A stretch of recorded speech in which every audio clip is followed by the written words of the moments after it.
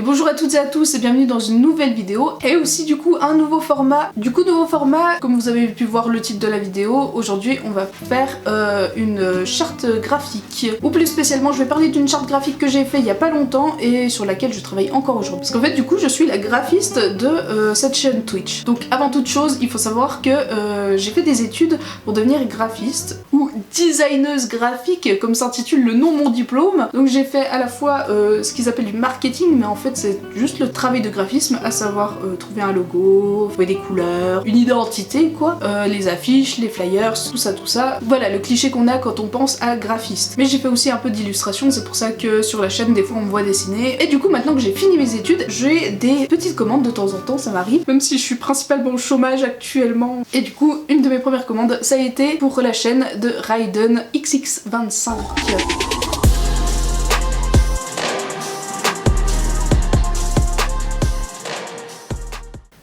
Mais fais pas tes griffes. Hein? Pourquoi tu fais tes griffes? Pourquoi? Du coup cette chaîne Twitch elle appartient à un de mes amis qui voulait se lancer dans le streaming et du coup on va voir ensemble les étapes de production qui ont donné l'actuel visuel de la chaîne. Et du coup comme chaque commande ça commence par une demande et du coup on va voir ensemble quelle était la demande. Du coup on va voir le message que m'a envoyé Raiden pour voir quelles étaient ses demandes de base. Alors au début il m'a demandé juste une petite image avec son nom de joueur et un petit dessin chibi de son chien.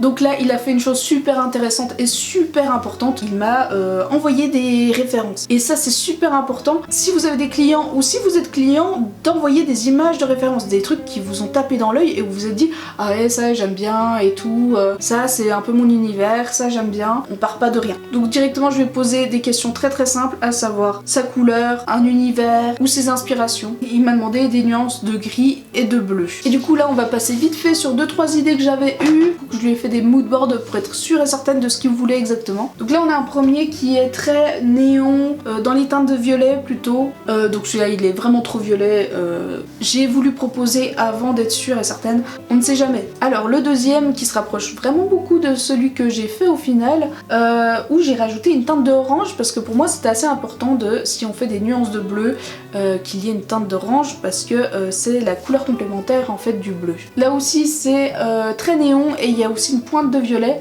c'est je pense ce qui a pas trop plu. Après moi c'est un moodboard que j'aime beaucoup, hein. Ça je pourrais le prendre pour moi personnellement, j'aime beaucoup ces couleurs là, elles sont plutôt cohérentes et j'aime beaucoup. Alors le troisième, là il y a directement du gris, donc on voit ce que ça donne et je trouve que ça fait trop terne en fait. Dans la demande c'était nuance de gris, nuance de bleu, j'ai directement éliminé le nuance de gris parce que je trouve ça trop terne, je trouve ça trop triste en fait. Et même si le moodboard est assez sympa, ça crée un univers, hein. Franchement il y a un mood qui s'en dégage, mais je suis pas fan, je suis vraiment pas fan. D'ailleurs mon pote n'a pas voulu prendre celui-là, donc c'est qu'il y a une bonne raison. Alors là on en a un plus dark, un petit peu plus haut, un peu plus sombre. Et enfin le dernier moodboard que j'avais fait, voilà il est beaucoup plus vivant, toujours sombre, avec des nuances de bleu un peu plus sympa, avec un petit orange un peu pétant et tout. Le bleu et l'orange c'est des couleurs qui vont super bien ensemble, évidemment, je veux dire voilà, couleurs complémentaires. Et donc le moodboard final et les couleurs finales, c'est un mélange entre celui qui est très aquatique et celui qui est un petit peu pétant. Et du coup ça donne un mélange assez cool.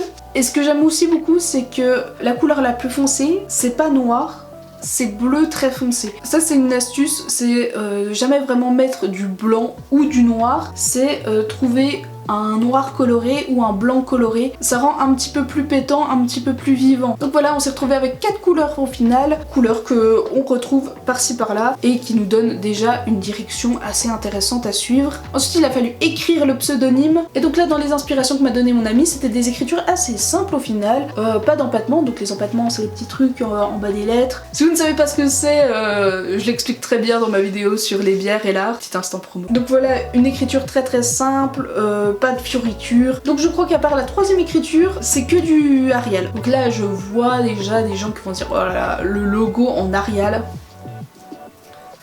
Arial je sais, c'est une écriture pour écrire en fait. C'est pas compliqué à lire, c'est très simple.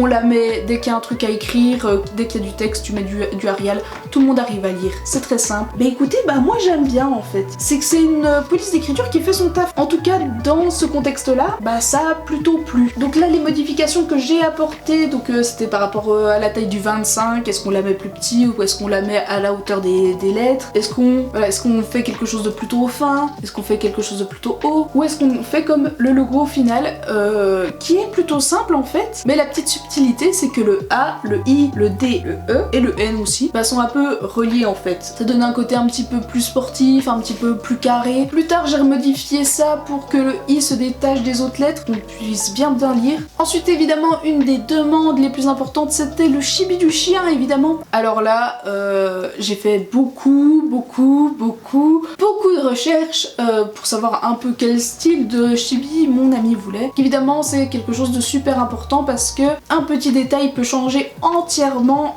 l'âme du dessin. Personnellement moi j'avais une préférence pour les chiens avec les yeux un peu noirs parce que je trouvais ça plus simple et plus efficace, mais au final c'est pas celui qui a été choisi. Comme quoi faut se souvenir tout le temps, quand on est graphiste on fait pas quelque chose pour nous, on le fait pour quelqu'un. Et vraiment quand les yeux de notre client s'illuminent et fait ah c'est mon chien, tu te dis bon ça vaut le coup. Du coup on peut voir que je suis déjà passée sur papier avant de numériser mes dessins. Du coup ça c'est personnel parce que c'est juste que je préfère mon trait sur papier que sur tablette directement. Donc en sont sortis 4 dessins de chiens qui sont utilisés dans différents contextes. On a un dessin du chien avec la patte sur le logo, un dessin du chien en train de dormir, le chien assis, tranquille, et le chien qui sort d'un cadeau. En sachant que j'ai dessiné ces 4 dessins pour qu'ils puissent être animés ensuite sur After Effects. Par exemple le chien qui sort du cadeau c'est clairement une alerte de sub ou une alerte de gift, enfin voilà, on verra bien ce que ça devient. J'avoue que ça on s'y est pas encore attardé, et évidemment il reste plein de choses à faire, par exemple les emotes. Il nous restait plus qu'un seul truc avant de se mettre à créer des scènes, c'était créer un fond récurrent, quelque chose qu'on puisse réutiliser encore et encore, un motif, un pattern, un truc qu'on voit et qu'on dit tout de suite ah putain c'est cette chaîne Twitch. Du coup si vous avez l'œil un petit peu affûté, vous avez bien vu que le chien il avait un collier Yu-Gi-Oh, parce que mon pote il adore Yu-Gi-Oh, et du coup qui dit Yu-Gi-Oh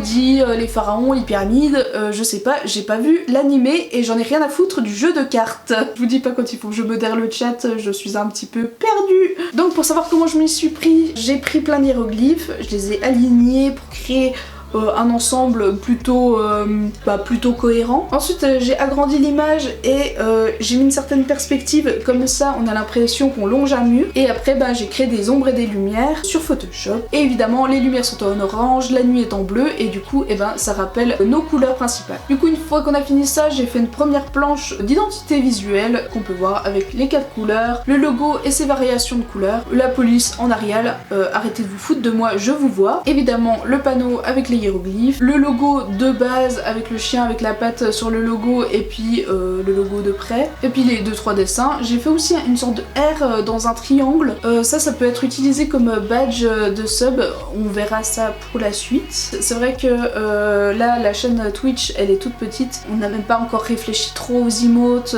ou aux badges de sub ou aux points de chaîne, donc c'est quelque chose qui viendra par la suite. Et du coup on a pu commencer à créer des scènes.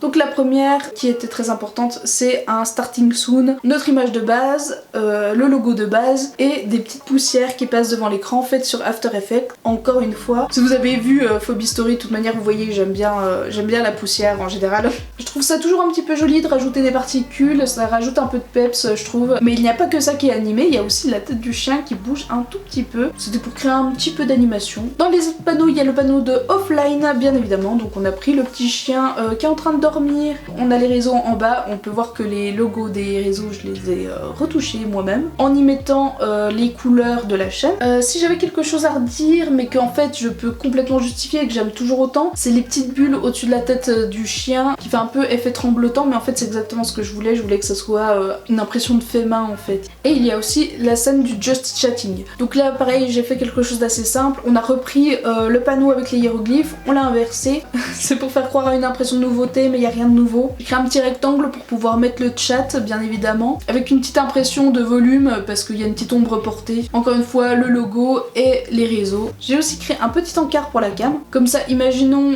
que mon pote veuille jouer et qu'il n'y ait que la cam, on a quand même les réseaux, on a quand même le nom. Qui dit Twitch dit identité visuelle de Twitch au-delà des panneaux et du stream en lui-même, donc évidemment j'ai créé une bannière, encore une fois très simple, et aussi des panneaux Twitch. On peut voir les deux versions que j'ai fait. Une première où j'ai suivi les règles qui disaient que les panneaux Twitch faisaient telle taille par telle taille, et puis finalement en regardant d'autres streams je me suis dit ah ouais mais c'est plus fin, donc voilà j'ai juste retouché pour que ça paraisse plus fin. Bon et bien le premier épisode de ce format est fini.